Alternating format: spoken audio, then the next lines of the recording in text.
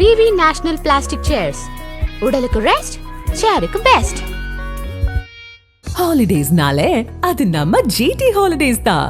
GT Holidays, South India's #1 travel brand. You know you are special when you're with GT Holidays. மகாராஷ்டிரால இந்த வெற்றிக்கு முழு முதல் பொறுப்பேற்க வேண்டியது ஆர்எஸ்எஸ். ஆர்எஸ்எஸ் இல்லைன்னா பிஜேபி ஜெயிச்சிருக்க வாய்ப்பே இல்ல. மகாராஷ்டிரா என்ன பண்ணாங்க? மகாராஷ்டிரால வீடு வீடு தெரு தெருவா போய் வக்ஃப் போர்டு மேட்டர் எடுத்துட்டு போனாங்க. தமிழ்நாட்டில் கூட பாத்தீங்கன்னா பார்லிமெண்ட்டுக்கு ஒரு கட்சி ஓட்டு போடுவாங்க, அசம்பிளிக்கு ஒரு கட்சி ஓட்டு போடுவாங்க. ஒரே நேரத்தில் தேர்தல் நடக்கும். ஒரே கட்சிக்கு 2 இடத்துல போட மாட்டாங்க. இதுக்கு தனியா குத்துவாங்க, இதுக்கு தனியா குத்துவாங்க. நம்ம பாத்துருக்கோம் தமிழ்நாடு அரசியல். அதே தான் மகாராஷ்டிரால ஃபாலோ பண்ணாங்க. தமிழ்நாடோ, கேரளாவோ, கர்நாடகாவோ இந்த மாதிரி இலவசங்களை கொடுத்தா அது வந்து ரேவடி கல்ச்சர். எப்படி இலவசங்களை கொடுக்கலாம்? இலவசங்களால தான் நாடு வந்து நாசமா போகுதுன்னு வந்து பிரைம் மினிஸ்டர் பேசுறாரு. ஆனா பாஜகவில் அவங்களுடைய கொள்கைக்கு நேர் எதிராக இவ்வளவு இலவசங்களை வாரி விட்டுருக்காங்களே, இதை எப்படி பாக்குறது? அவங்களுக்கு ஒரு ரூல், மற்றவங்களுக்கு ரூல், அதான் கணக்கு. தேவேந்திர பட்னாவிஸோட கடுமையான உழைப்பு இந்த தேர்தல கண்கூடா தெரிஞ்சது. மோடி கூப்பிட்டு பாராட்டினார்னா அதுல ஒரு காரணம் இருக்கு. யாருக்கும் அமித்ஷாவுக்கு கிரெடிட் கொடுக்க முடியாதா? அமித்ஷா, மோடி இந்த தேர்தலில் அடக்கி வாசிச்சிருக்காங்க. ஆட்சி எப்படி சார் இருக்க போகுது? யார் அமைக்க போறாங்க? யார் சார் சிஎம் கேண்டிடேட்? கண்டிப்பா பாரதிய ஜனதா கட்சி தான் சிஎம். இனிமே வந்து ஷிண்டேக்கெல்லாம் ஷிண்டேவோட ரோல் முடிஞ்சு போச்சு. எப்படி கணக்கு போறதுன்னா மோடிக்கு ஈடாகவோ இன்னொரு யோகி ஆதித்யநாத் வரக்கூடாதுங்கிறதுல கிளேவரா இருக்காங்க, கிளீனா இருக்காங்க. அதுல ஒன்னும் அரசியல் வந்து மோடிக்கு யாரும் அல்டர்னேட்டிவா இருக்க கூடாதுன்னு. ஆல்டர்னேட்டிவ் ஒரு 100 மைல் தூரத்துக்கு யாரும் இருக்க கூடாது. பாஜக நினைக்குதா இல்ல வந்து மோடி நினைக்கிறா? மோடி நினைக்கிறேன். ஆதன் நேயர்களுக்கு அன்பு வணக்கம். இன்று நம்மோடு மூத்த பத்திரிகையாளர் திருமிகு பிரகாஷம் சுவாமி அவர்கள் இருந்துள்ளார். வணக்கம் சுவாமி சார். வணக்கம் சார். மகாராஷ்டிரா எலெக்ஷன் ரிசல்ட்டை பொறுத்த வரைக்கும் இந்தியா கூட்டணி தான் ஜெயிக்கும், அந்த இடத்துல பாஜக கூட்டணி ஒரு மண்ணக்கவும்னு சொல்லியிருந்தீங்க. உங்களுடைய கணிப்பு முழுக்க முழுக்க பொய்யா இருக்கு. மீண்டும் பாஜக கூட்டணி அங்க ஜெயிச்சிருக்கு. என்ன நடந்திருக்கு? மீண்டும் பாஜக ஜெயிப்பதற்கு யார் காரணம்? இந்த வெற்றி எப்படி மீண்டும் பாஜகவுக்கு கிடைச்சிருக்கு? மோடி, அமித்ஷாவுக்கு கிரெடிட் கொடுக்கலாமா, இல்ல ஸ்டேட் பிஜேபிக்கு கிரெடிட் கொடுக்கலாமா, இல்ல ஆர்எஸ்எஸ்க்கு கிரெடிட் கொடுக்கலாமா? எப்படி சார் மகாராஷ்டிரால மீண்டும் ஆட்சியை பாஜக தக்க வச்சிருக்கு? என்னுடைய கணிப்பு தவறா போனதுக்கு நான் சந்தோஷப்படுறேன். ஏன்னா ஒரு நிலையான ஆட்சியை கொடுக்கணும்னு மகாராஷ்டிரா மக்கள் விரும்பிட்டாங்க. இது இன்னைக்கு காலையில் மகாராஷ்டிராவோட மூத்த ஒரு அரசியல்வாதி, பேரே சொல்றேன், சஞ்சய் நிருப்பம். அவர் வந்து சிவசேனால இருந்தாரு, சாம்னாவோட எடிட்டரா இருந்தாரு. சாம்னா எடிட்டரா இருந்தாரு. அப்புறம் வந்து காங்கிரஸ்ல இருந்துட்டு இப்போ காங்கிரஸ்லேருந்து இப்போ வந்து விலகி இருக்காரு. என்னுடைய நெருங்கிய நண்பர், ஐக்கிய நாடுகள் சபையில் வரும்போது என் கூட பழகுவார், பேசுவார். மற்றும் முரளிதராரோட பையன் முரளிதரா, அவன் அப்பா எனக்கு மிலிந்தோட அப்பா நல்ல நெருங்கிய நண்பர் முரளிதரா, அவர் மூத்த அரசியல்வாதி. அவங்ககிட்டலாம் பேசும்போது என்ன சொன்னாங்க, 10 நாளைக்கு முன்னாடி இருந்த நிலவரம், 15 நாளைக்கு முன்னாடி இருந்த நிலவரம், பாரதிய ஜனதா கட்சிக்கு ஒரு சேதாரம் வரும் அப்படின்றத எல்லாருமே நம்பினாங்க. ஏன்னா வந்து அந்த மராட்டி ப்ரைடு, அந்த மராத்தி ப்ரைடுங்கிறது எந்த மாநிலத்திலையும் இந்தியாவில் இல்லாத ஒரு பெரிய ஒரு, நம்ம தமிழன் சொல்லிக்கிறோம் இல்லையா, நம்ம தமிழ் உணவாளர்கள், தப்பில்லை, தமிழ் மீது நம்ம பெரிய பாசம் வச்சுருக்கோம். அதற்கு ஈக்குவலண்ட்டாவோ அதற்கு அதிகமாகவோ மகாராஷ்டிரா ப்ரைடு அப்படிங்கிறது மகாராஷ்டிராவில் மட்டும்தான் உண்டு. மராத்தியர்களுக்கு அசாத்தியமான ஒரு ப்ரைடு, சிவாஜி மாதிரி ஒரு கடவுளை வணங்குறவங்க. என்ன நடந்து போச்சுன்னா, இது வந்து எனக்கு கிடைத்த தகவல் பிரகாரம் கடைசி 1.5 மணி நேரம் வாக்குச்சாவடி மூடுறதுக்கு முன்னாடி 49% இருந்த ஓட் பர்சன்டேஜ் 66% ஏறிடுச்சு. அந்த 1.5 மணி நேரம் மட்டும். அதற்கு முழு முதல் காரணம் ஆர்எஸ்எஸ். ஆர்எஸ்எஸ் என்ன பண்ணாங்க? ஹிந்து கன்சாலிடேஷன் ஓட்ஸ் அப்படியே தூக்கிட்டு போயிட்டாங்க. எப்பவுமே வந்து அரசாங்கத்துக்கு எதிராக வாக்களிக்க கூடியவர்களா காலையில போட்டுருவாங்க. நம்ம தமிழ்நாட்டிலே பார்த்துருக்கோம். ஃபர்ஸ்ட் 10 மணிக்கு நின்று போடுறவங்களாம் கவர்மெண்ட்டுக்கு எதிராக வாக்களி, ஏன்னா அந்த கோபமான மனநிலை இருக்கவங்களாம் முதல்ல போய் குத்துறா, இந்த அரசாங்கம் கூடாதுரா அப்படின்னு 10-12 மணிக்குள்ள போட்டுருவாங்க. மகாராஷ்டிராவில் அதான் நடந்திருக்கு. இந்த அரசாங்கத்துக்கு எதிராக வாக்களிக்கக்கூடிய காங்கிரஸோ, இஸ்லாமிய பெருமக்களோ, மைனாரிட்டி மக்களோ 10லேருந்து 12 மணி ஓட்டு அழிச்சு போயிட்டாங்க. அந்த எவ்வளோ பர்சன்டேஜ்ங்கிறது இவங்க எடுத்துட்டாங்க. அப்புறம் வந்து இவங்க பார்த்தாங்க, ஆக்சுவலா மகாராஷ்டிரால இந்த வெற்றிக்கு முழு முதல் பொறுப்பேற்க வேண்டியது ஆர்எஸ்எஸ். ஆர்எஸ்எஸ் இல்லைன்னா பிஜேபி ஜெயிச்சிருக்க வாய்ப்பே இல்லை மகாராஷ்டிரா. ஆர்எஸ்எஸ் மகாராஷ்டிரா என்ன பண்ணாங்க? மகாராஷ்டிரால வீடு வீடு தெரு தெருவா போய் வக்ஃப் போர்டு மேட்டர் எடுத்துட்டு போனாங்க. ஒரு முக்கியமான தலைவர் சொன்னாரு, வக்ஃப் போர்டு மேட்டரை பிரதானமா வச்சு ஜெயிச்ச ஒரு மாநிலம் மகாராஷ்டிரா. நீங்க என்ன விரும்புறீங்களோ ஹிந்து கன்சாலிடேஷன் ஓட்ஸ் கொஞ்சம் கொஞ்சமா வர ஆரம்பிச்சிடுது. அதோட முழு பலன் முழு நிறைவு பெற்றது மகாராஷ்டிரா. என்ன பண்ணாங்க, இந்த கடைசி 1.5 மணி நேரம் தெரு தெருவா இந்துஸை கொண்டு போய் நீங்க போடலைன்னா நாளைக்கு உங்க ப்ராப்பர்ட்டி எல்லாம் போயிடும் அப்படின்ற ஒரு கேம்பெயின் எடுத்து அத்தனை பேரையும் கொண்டு போய் ஓட்டு போட வச்சது ஆர்எஸ்எஸ். இது கண்கூடா பார்க்கப்பட்டது. நான் வந்து கற்பனையிலையோ இல்ல இங்க உட்கார்ந்துட்டோ கதை அடிக்கல. ஒரு 7000 பேர் வந்து ஆர்எஸ்எஸ் இறக்கியதாக 7000 மேல பாம்பே முழுவதும் மராத்வாடா ரீஜன், அப்புறம் வந்து ஒரு ரீஜன்லயும் நாக்பூர்ல இருந்து படபடியா போயிருக்காங்க. ஏன்னா முதல்ல வந்து மகாராஷ்டிரா மேல ஏதோ கோவத்துல இருந்தாங்க. அவங்களுக்கு இந்த ஆர்எஸ்எஸ்க்கு வந்து இந்த ஷிண்டே இதெல்லாம் பிடிக்கல. கட்சியை உடைக்கிறது, சிவசேனா உடைக்கிறது. அவங்க சொல்றாங்க, ஆர்எஸ்எஸ் சொல்லுதான், ஜெயிச்சு வந்தா வாங்க, தோத்து போனா எதிர்கட்சியில் உட்காருங்க, ஏன் கட்சியை உடைக்கிறீங்கன்ற ஒரு கொள்கையில் இருக்காங்க, ஆர்எஸ்எஸ் கொள்கை. ஆனா பாஜக வேற மாதிரி நினைக்குது, ஆர்எஸ்எஸ் வேற மாதிரி நினைக்கிறது. என்னதான் இருந்தாலும் ஆர்எஸ்எஸ் ஒரு தாய் இல்லையா? பையன் தப்பு பண்ணா கூட 2 காதை பிடிச்சி திருகினா கூட 2 அடி அடிச்சா கூட அப்புறம் அவனுக்கு சாப்பாடு ஊட்டுவாங்க இல்லையா? அந்த மாதிரி பாஜக மேல கோபமா இருந்த ஆர்எஸ்எஸ் வேற வழியில நம்ம பண்ணலன்னா காரியம் கெட்டு போயிடும்னு களத்துல குதிச்சதோட விளைவு தான் மாபெரும் வெற்றி. மகாராஷ்டிராவை பொறுத்த வரைக்கும் சமீபத்தில் நடந்து முடிந்த இந்த நாடாளுமன்ற தேர்தலில் வந்து இந்தியா கூட்டணிக்கு ஒரு பெருவாரியான ஓட்டை கொடுத்துருந்தாங்க. காங்கிரஸும் சரி, என்சிபியும் சரி, உத்தவ் தாக்கரே ஃபேக்ஷனும் சரி, ஒரு மிகப்பெரிய ஒரு வெற்றியை வந்து அவங்க பெற்றிருந்தாங்க. ஏன் வந்து இந்த எலெக்ஷன்ல வந்து அந்த கூட்டணியால ஒரு மிகப்பெரிய ஒரு வெற்றியை வந்து பெற முடியவில்லை சார்? இதுக்கு என்ன காரணம்? கரெக்ட். இது என்ன காரணம்னா 3-4 ஃபேக்டர்ஸ் காரணம். முதல் காரணம் சிவசேனா ஷிண்டே தாங்கிறது ப்ரூவ் ஆயிடுது. விரும்புறீங்களோ விரும்பலையோ நம்ம எல்லாம் என்ன நினைச்சிட்டு இருந்தோம், சிவசேனா உத்தவ்கிட்ட தான் போகும்.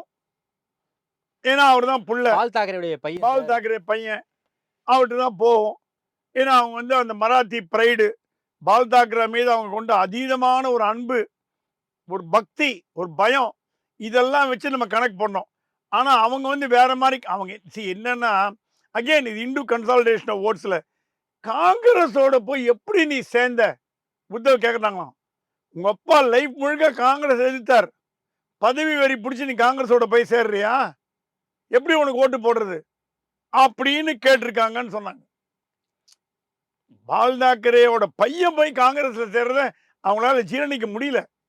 நீங்க கேட்கலாம், பாராளுமன்ற தேர்தல் எப்படி ஓட்டு போடலான்னு கேட்கலாம்.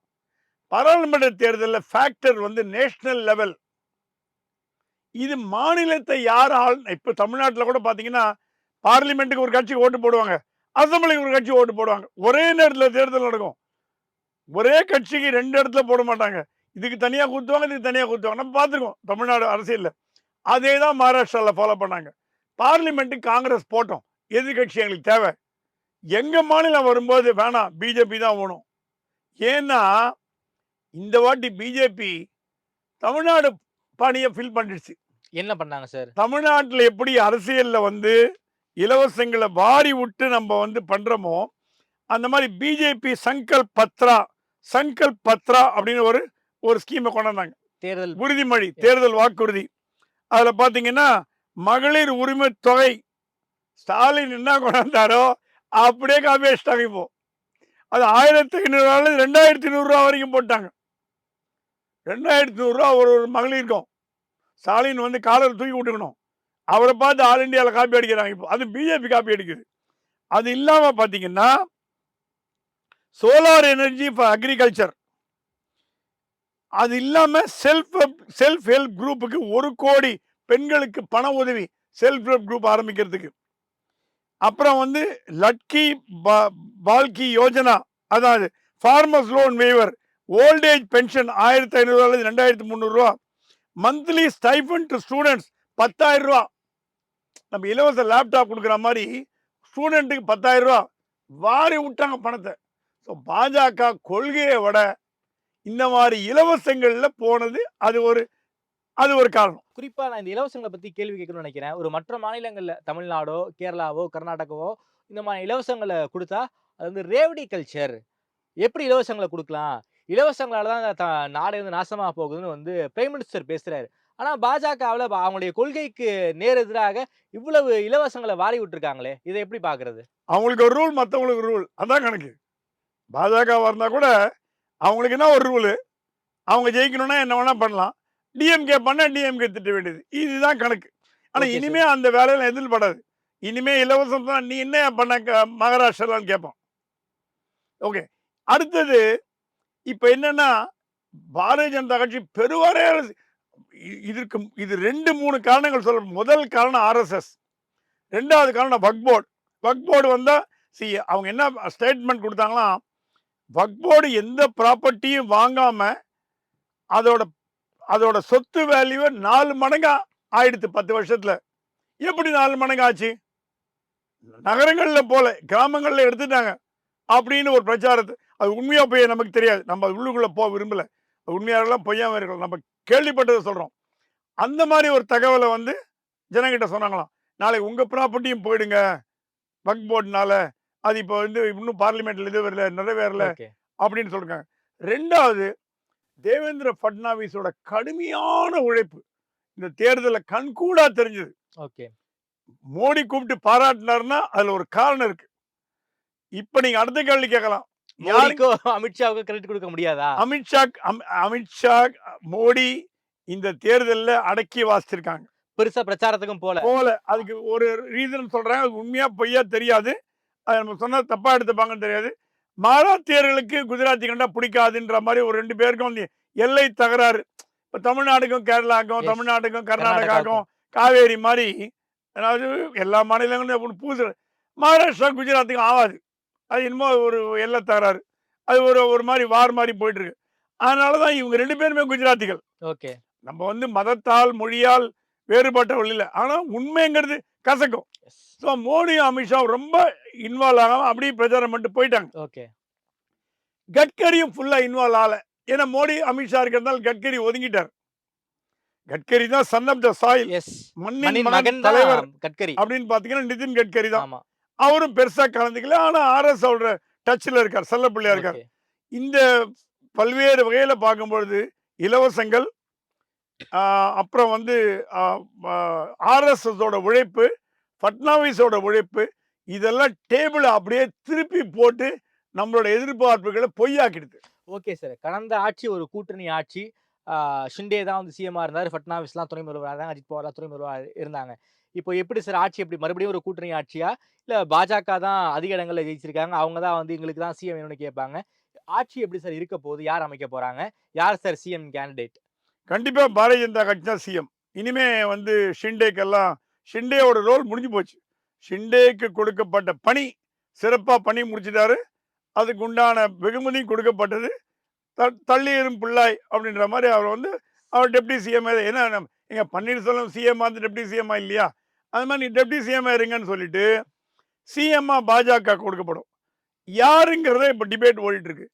ஆர்எஸ்எஸ் சொல்றது நிதின் கட்கரி கொடுங்கங்கிறதான். ஏன்னா நிதின் கட்கரி 6-7 வருடங்களாக பிரதமரோட டெல்லியில பேசுறதே கிடையாது. பேச்சுவார்த்தையை ஒருத்தர் மூஞ்சி கொடுத்து பார்த்து பேசுறது இல்லை. அது ஒரு இறுக்கமான சூழ்நிலையில டெல்லியில வந்து கட்கரிக்கு பிடிக்கல.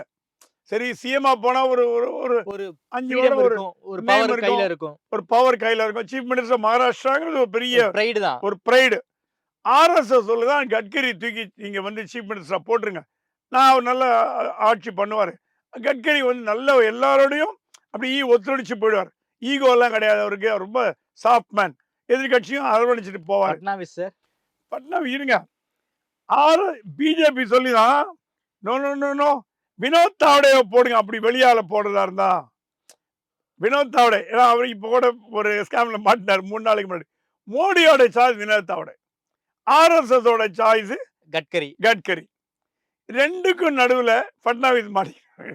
ஓகே. இப்போ ஃபட்னாவிஸுக்கு கொடுக்கலன்னா இவங்க 2 பேரும் யாராவது ஒருத்தர் கொடுக்கணும். இல்லைன்னா ஃபட்னாவிஸுக்கு கொடுத்தாங்கன்னா 2 பேரும் ஓகே. ஆனா ஃபட்னாவிஸ் கொடுக்கறது மோடி விரும்புவாரா அப்படிங்கிற ஒரு கேள்வி வேற. ஏன் ஒரு கேள்வி? அது ஒரு கேள்வி வருது. ஏன்னா மோடி சொல்றாரா ஃபட்னாவிஸை வந்து அகில இந்திய பாஜக தலைவர் ஆக்கிடுறேன். ஏன்னா எப்படி கணக்கு போடுதுன்னா, மோடிக்கு ஈடாகவோ கொஞ்சம் கூட ஈடாகவோ இன்னொரு யோகி ஆதித்யநாத் வரக்கூடாதுங்கிறதுல கிளெவரா இருக்காங்க, கிளீனா இருக்காங்க. அதுல ஒன்றும் அரசியல்னு வந்துட்டு மோடிக்கு யாரும் அல்டர்னேட்டிவா இருக்கக்கூடாதுன்னு ஆல்டர்னேட்டிவ் ஒரு 100 மைல் தூரத்துக்கு யாரும் இருக்கக்கூடாது. பாஜக நினைக்குதா இல்ல வந்து மோடி நினைக்கிறாரா? மோடி நினைக்கலாம். யோகி ஆதித்யநாத் ஒரு பெரிய ஃபோர்ஸ் ஆகிட்டு வர்றார். இந்த தேர்தலில் ஜெயிச்சு காமிச்சிட்டார். அவரை ஒன்றும் எடுக்க முடியல. எடுக்க ட்ரை பண்ணாங்க, எடுக்க முடியல. அவர் ஒரு நல்ல ஒரு ஸ்ட்ராங் பொசிஷன்ல ஸ்ட்ராங்கா இருக்காரு. உட்காந்துட்டாரு. இன்னொரு யோகி ஆதித்யநாத்தை கிரியேட் பண்ணமா அப்படிங்கிறது மோடியோட மனதுல ஓடுது. ஓகே. சிவராஜ் சிங் சௌஹானுக்கு ஏன் கொடுக்கல? வசுந்தரா ராஜாக்கு ஏன் கொடுக்கல? இந்த கேள்வியெல்லாம் வருது. இப்போ நீங்க பாத்தீங்கன்னா அந்த ராஜஸ்தான் சீஃப் மினிஸ்டர் பேரை யாருக்கும் தெரியாது. மத்திய பிரதேஷ் சீஃப் மினிஸ்டர் யாருன்னே தெரியாது. அவங்க சொல்றாங்க, எனக்கு வேணாம், எனக்கு ஒரு டம்மி பீஸ் இருந்தா போதும், ஏது நிக்கிற ஆள் இருந்தா போதும், நான் மீதியில நான் பாத்துக்கிறேன். அந்த அளவுக்கு பாஜக தாழ்ந்து போகிறது. அது வந்து ஆர்எஸ்எஸ் பிடிக்கல. Okay, okay. அதனால சொல்லுதான், ஒண்ணு நிதின் கட்கரி போட்டா போடுங்க, வினோத் தாவடே கூடாது, இல்லைன்னா வந்து ஃபட்னாவிஸை போடுங்க, இல்ல அவர் ஃபட்னாவிஸை வந்து நாங்க ஆல் இண்டியா பிரசிடென்ட் ஆக்கிடுறோம். இன்னும் 2 நாள் தெரிஞ்சுட்டு போறது எப்படியுமே முதல்ல இந்த பேச்சுவார்த்தைகள் எல்லாம் போறது. ஆனா சிவசேனா இது என்ன ஒரு வேடிக்கைன்னா, சரத் பவார் எப்படி ஓரங்கட்டப்பட்டாரோ அஜித் பவார் இந்த வாட்டி ஓரங்கட்டப்படலாம். அவர் துணை முதல்வர் கிடையாது. ஏன்னா அவர் வேலை முடிஞ்சு போச்சு. இப்போ ஷிண்டேவும் அஜித் பவார் எதுக்கு வந்தாங்களோ அந்த வேலையை முடிச்சுட்டு அவங்க இடத்த காலி பண்ணிட்டாங்க. மேபி கேபினெட்ல ஒரு போஸ்ட் கொடுக்கலாம், ஏதாவது ஒரு மினிஸ்ட்ரி கொடுக்கலாம். ஆனா பெரிய அளவில் அவங்களுக்கு வந்து துணை முதல்வர் அதெல்லாம் இனிமே பதவியை பகிர்ந்து அளிக்கிறதுக்கு பாஜக தயாரா இல்ல. ஷிண்டேக்கு கூடவா? ஷிண்டேக்கு மேக்சிமம் துணை முதல்வர் கொடுக்கலாம், இல்லைன்னா என்ன பண்றாங்கன்னு தெரியாது. ஓகே. துணை முதல்வர். ஆனா ஷிண்டேவும் அந்த மனநிலைக்கு வந்துட்டு கேள்விப்பட்டேன். எனக்கு கொண்டு கொடுத்தாலும் வாங்கிக்கலாங்க, அந்த முதலமைச்சரா இருந்தாச்சு போதும். ஏன்னா அவருக்கு தெரியும், இங்க எல்லா இடத்துலையுமே நிதிஷ்குமாரை உருவாக்குறதுக்கு பிஜேபிக்கு என்ன தலைவிதியா? நிதிஷ்குமாரை உருவாக்கி உட்கார வச்சுங்க பிஜேபி. இதே மாதிரி எல்லா மாநிலத்தையும் பண்ணா எப்படி பாஜக? மகாராஷ்டிராங்கிறது இந்தியாவோட ஒரு மிகப்பெரிய ஸ்டேட், பொருளாதார மண்டலம், எக்கனாமிக்கலி பவர்ஃபுல் ஸ்டேட். அங்க போய் பிஜேபி இல்லாம நீங்க ஷிண்டே அப்ப ஷிண்டே தேவைப்பட்டார் உட்கார வச்சுங்க. இப்ப ஷிண்டே தேவை இல்லை. ஸோ ஃபட்னாவிஸோ நிதின் கட்கரியோ வரதுக்கு வாய்ப்பு இருக்கு. குறிப்பா இந்த மகாராஷ்டிரா பிரைடு சார், அதான் உங்கள்ட்ட கேள்வியா கேட்கணும்னு நினைக்கிறேன். அதாவது சிவசேனாவை உடைச்சதோ, அதே போல வந்து என்சிபியை உடைச்சதோ, அந்த அனுதாபம் அவங்களுக்கு கிடைக்கலையா? பாஜக உடைச்சிட்டாங்க, அதுக்கப்புறம் எம்பி எலெக்ஷன் அவங்களுக்கு ஓட்டு போட்டிருக்காங்க, எம்எல்ஏ எலெக்ஷன் அவங்களுக்கு ஓட்டு போடல, அந்த ஃபேக்டர் அங்கே ஒர்க் அவுட் ஆகலையா? இந்த உடைச்ச அனுதாபம் உங்களுக்கு கிடைக்கலையா? ஃபார் எக்ஸாம்பிள் மும்பை ரீஜியன், அந்த இடத்துல சிவசேனா எந்த அளவுக்கு ஸ்ட்ராங்னு உங்களுக்கு தெரியும். இந்த அந்த சுகர் இண்டஸ்ட்ரி ரீஜியன்ல வந்து சரத்பவார் தான் இன்னைக்கு வரைக்கும் ஒரு ராஜாவா இருக்காரு. அதெல்லாம் அந்த அனுதாபம்லாம் அங்க கிடைக்கலையா உங்களுக்கு? இது எப்படி ஆயிடுச்சுன்னா, மகாராஷ்டிரா பிரைடு ஒண்ணு, சிவசேனா மேல இருக்க ஒரு தீவிரமான பக்தி ஒண்ணு, இது எல்லாத்தையும் மீறி சிவசேனா அதோட கொள்கையிலேருந்து விலகி போயிடுதுன்னு ஜனங்க ஃபீல் பண்ண ஆரம்பிச்சிட்டாங்க. ஹிந்துத்வா பாலிடிக்ஸ்ல இருந்து. இந்துத்துவா பாலிடிக்ஸ். ஏன்னா சிவசேனா தோக்கப்பட்டதே இந்துத்துவா பிளாங்க்ல தான் துவக்கப்பட்டது. ஆமா. அது வந்து ஓப்பனாவே சொல்லுவார் பால் தாக்கரே, நான் யாருக்கு எதிரின்னு அவர் ஓப்பனா சொல்லுவார். அப்படிப்பட்டவங்க காங்கிரஸோட போய் சேர்ந்தது. மகாராஷ்டிரால காங்கிரஸ் செல்லா காசுங்க. நீங்க என்னதான் நீ பூத கண்ணாடி போட்டு தேடினா கூட காங்கிரஸ்ல அசோக் சவான் அந்த மாதிரி தலைவர், முரளி தியோரா இந்த மாதிரி தலைவர் யாருமே இல்லை. இப்போ எல்லாம் பேர் சொல்லும்படி யாருமே இல்லை. Correct. SP Chavan, YB Chavan இந்த மாநிலம், அது இந்தியாவோட உள்துறை அமைச்சர் விபி நாயக், ஆளுமைகள், காங்கிரஸோட ஆளுமைகள் இருந்த மாநிலம். இப்போ காங்கிரஸ் கழுத தேர்ந்து கட்டரும்பா போச்சு மகாராஷ்டிராவில். அதுக்கு என்ன காரணம்? அது அவங்களோட இயலாமை தான் காரணம்.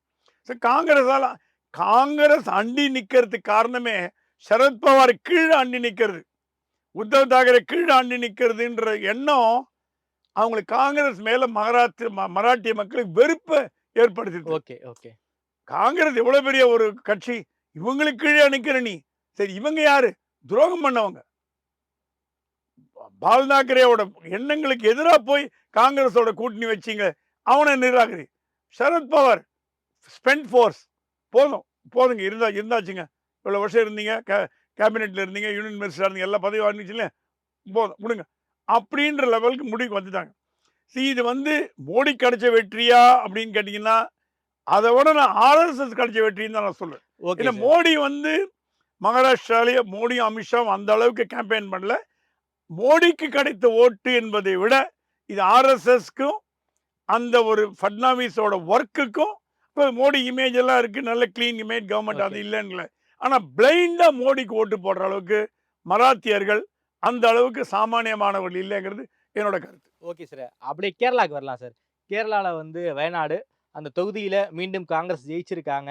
ராகுல் காந்தி வாங்கின ஓட்ட விட பிரியங்கா காந்தி ஒரு அதிகமான ஓட்டு வாங்கியிருக்காங்க. கிட்டத்தட்ட ஒரு 4,10,000 ஓட்டுகள் வித்தியாசத்த பிரியங்கா காந்தி ஜெயிச்சிருக்காங்க. பிரியங்கா வெற்றி நாம எப்படி பார்க்கிறது? குறிப்பாக பாட்டி போலவே பேத்தி வந்து நாடாளுமன்றத்துல ஒரு சிங்கமாக கர்ஜிப்பாரா சார்? பிரியங்கா காந்தியோட வெற்றி காங்கிரஸோட எதிர்காலத்துக்கு பாதையை போட்டு கொடுக்கும். ம். காங்கிரஸ் இப்போ க்ஷீணமாயிட்டு இருக்கு.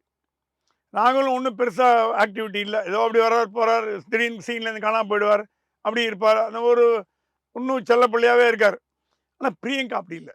பிரியங்காவோட இந்த வெற்றி பாராளுமன்றத்தில் பிஜேபி கவர்மெண்ட்டை ஆட்டி பார்க்குமான்னு ஆட்டி பார்க்கும். ஏன்னா அவங்க அவங்க வந்து கொள்கையில கரெக்டாக இருக்காங்க. அவங்க பாட்டி மாதிரி. அதான் யாரோ சொன்னாங்க, இந்திரா காந்தியோட மறுபிறவி தான் பிரியங்கா காந்தி. நீ என்ன வேணால் கிண்டல் பண்ணலாம், அது வேற விஷயம்.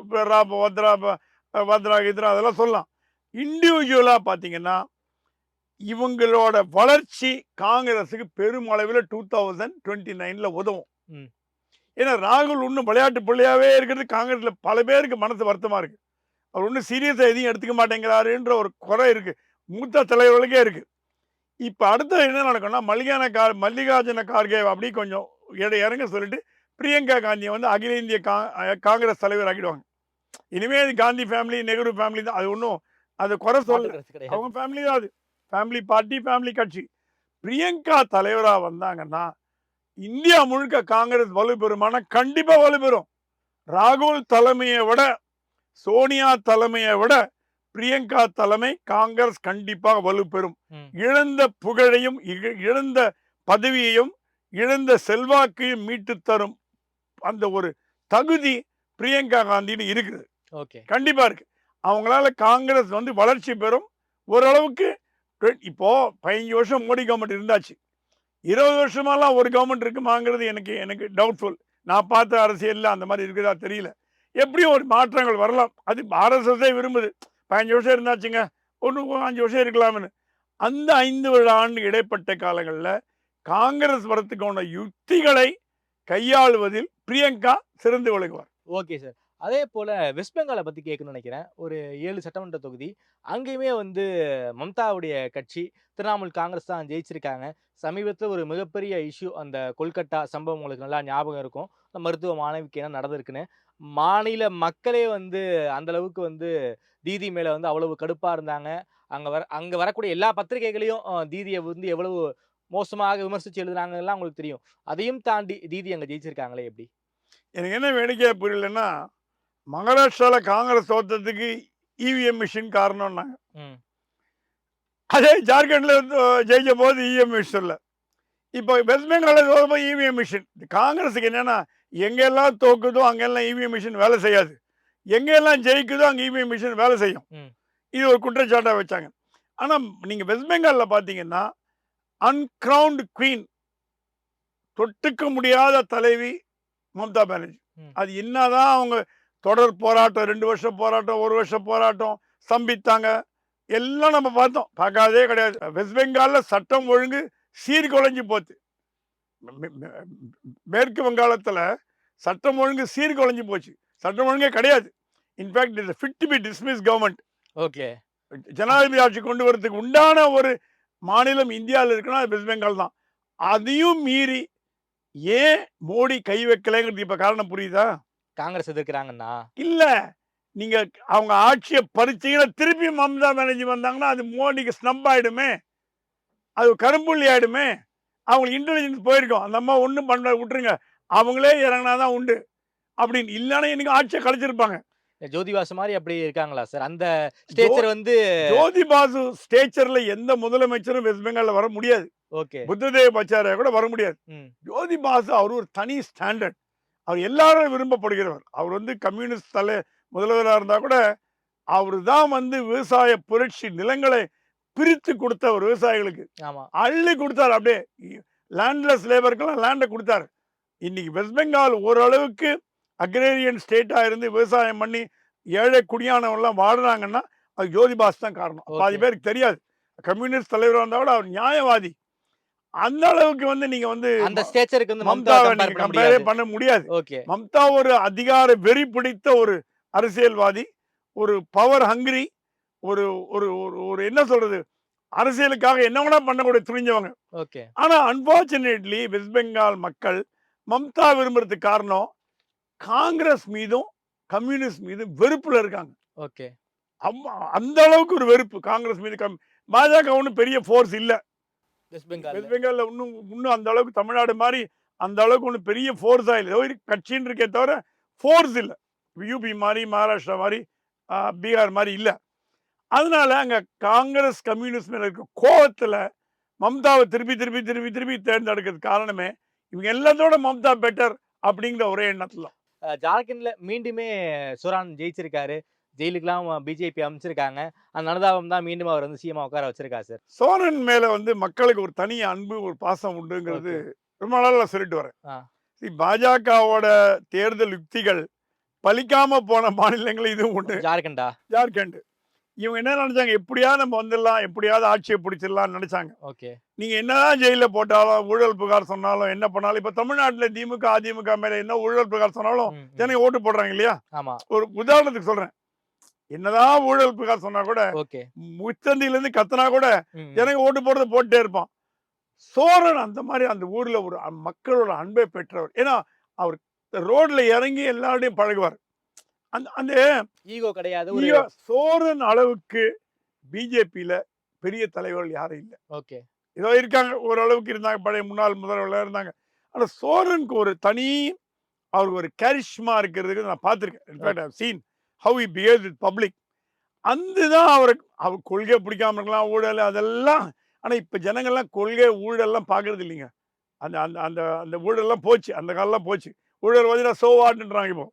எல்லாம் பண்றான், நீ வந்து என்ன அந்த ஜனநிலைக்கு மனம் வந்துட்டாங்க. அந்த மனநிலைக்கு ஜனங்க வந்துட்டாங்க. ஊழலுங்கிறது பெரிய எலெக்ஷன் இஷ்யூவே கிடையாது. ஊழல் சொல்லி நீங்க ஓட்டு கேட்டீங்கன்னா ஓட்டு வராது. அதனால சோரனுக்கு வந்து அவரோட இன்ஹரன்ட் ஸ்ட்ரென்த் பிஆர் எக்ஸைஸ், அந்த பப்ளிக் ரிலேஷன்ல அவர் கில்லாடி. அவர் அப்படி அப்படி ஜனங்களை வளைச்சு போட்டு அப்படி வந்து பண்ணி, அது இல்லாம அவர் சிம்பத்தி கிரியேட் பண்ணிட்டார். ஜெயிலுக்கு போகாம இருந்தாருன்னா சோரன் ஜெயிச்சிருப்பாங்கன்னு கேட்டிருந்தீங்கன்னா நான் என்னால கரெக்டான பதில சொல்லியிருக்க முடியாது. சோரன் ஜெயிலில் போட்டு அன்னைக்கே சொன்னேன், இவர் கண்டிப்பா ஜெயிக்கிறாரா இல்லையா பாருங்க. ஏன்னா அந்த சிம்பத்தி இதே தான் கெஜ்ரிவாலுக்கு வரப்போகுது டெல்லியில. பாருங்க, வேடிக்கை பாருங்க. உள்ளதுக்கு போனீங்களா? கெஜ்ரிவால் இப்ப டெல்லி எலெக்ஷன்ல 0 இடங்களை கொடுத்திருக்காங்களே. அது டீரோ எலெக்ஷன், எம்பி எலெக்ஷன். அதான் முதல்ல எம்பி எலெக்ஷன் மக்கள் போடுறது வேற, அசம்பிளி எலெக்ஷன் போடுறது வேற. அசம்பிளி எலெக்ஷன்ல கெஜ்ரிவால் கணிசமான வாக்குகளை வாங்குவார்.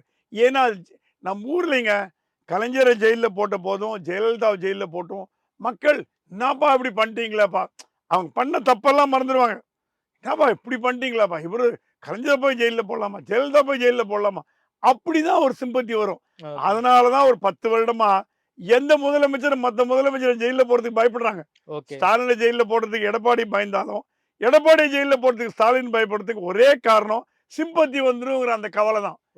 அந்த கவலை தான் அவங்க வந்து பிஜேபிக்கு வராதனால, சோரனை பிடிச்சி போட்டதுனால அவங்க தள்ள அவங்களே மண்ணவாரி போட்டுக்கிற மாதிரி சோரன் ஜெயிச்சு வந்துட்டார். ஓகே, ரொம்ப நன்றி சார். இந்த வெளியான இந்த தேர்தல் ரிசல்ட்ஸ் பற்றி உங்களுடைய பார்வைகளை வந்து ரொம்ப விரிவாக வச்சிருக்கீங்க. நேரம் கொடுத்து பேசியமைக்கு நன்றி சுவாமி சார்.